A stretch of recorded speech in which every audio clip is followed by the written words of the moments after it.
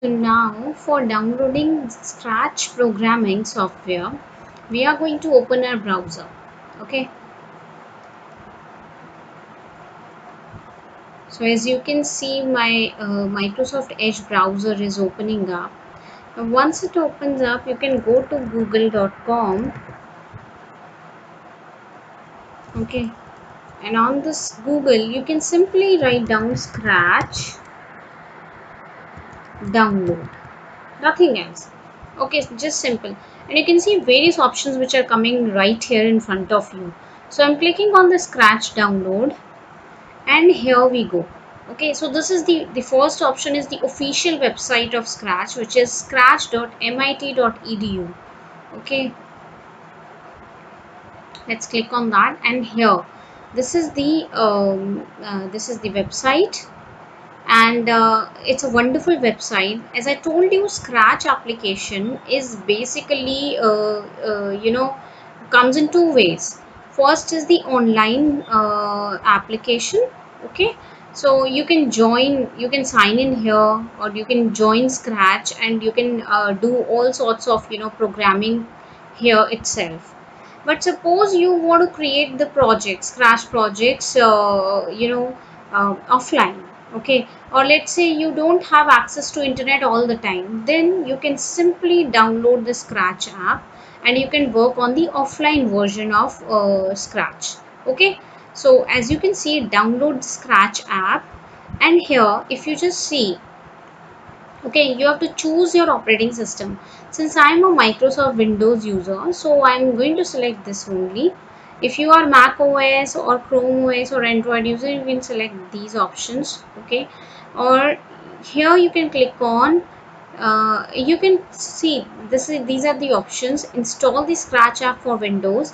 The first step says get the Scratch app on Microsoft Store. If you want to do it this way, you can go and find this app on Microsoft Store.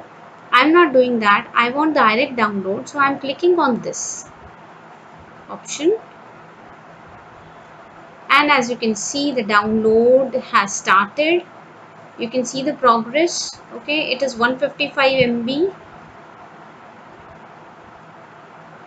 It is quite light on the size. If we say 151 MB is not a huge size.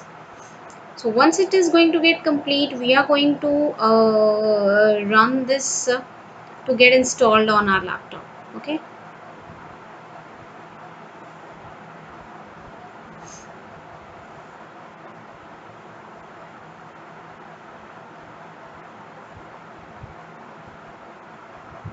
All right. So it's complete, and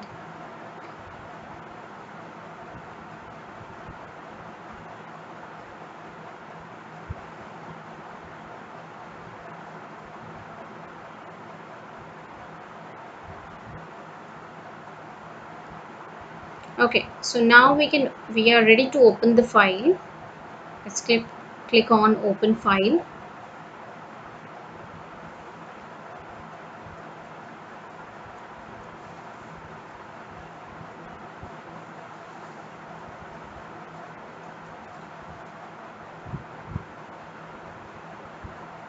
Alright, so I'm minimizing this so that you can have a look at how the installation happens.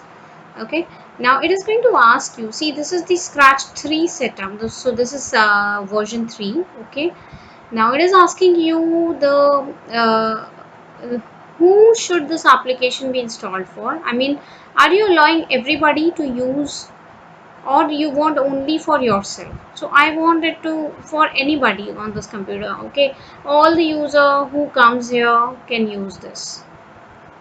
So I'm clicking on install.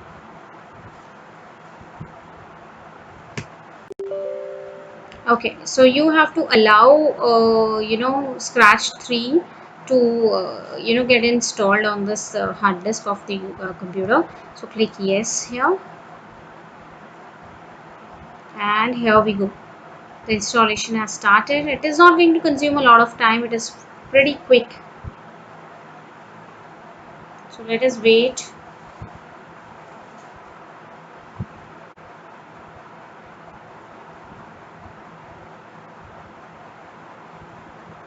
Alright, so with this you can see that the setup is complete and you should run the Scratch 3 and click on finish. Okay, so I'm clicking on this finish button, and once you click on this, Scratch 3 will be, it will be automatically opened up. Oops, why it's not responding? Yeah, so the wait is on, and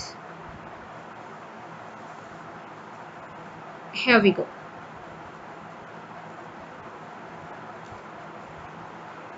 So your Scratch 3.0 is loading. It is going to load the blocks, and within a few minutes it is going to show you the screen. Okay,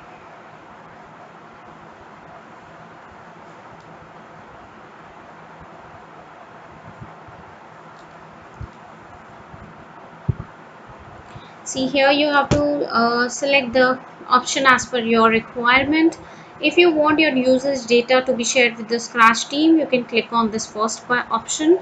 If you don't want your users data to be shared with the Scratch team, then go and hit this second option. I'm choosing the second option, and then you can click close. And here we go. This is the interface of Scratch. By the way, I'm going to end this video here itself, because I'm going to introduce to the interface of Scratch in the next video. I hope you would have understood the installation process of Scratch 3.0 version. Thank you so much for watching. Bye bye and take care.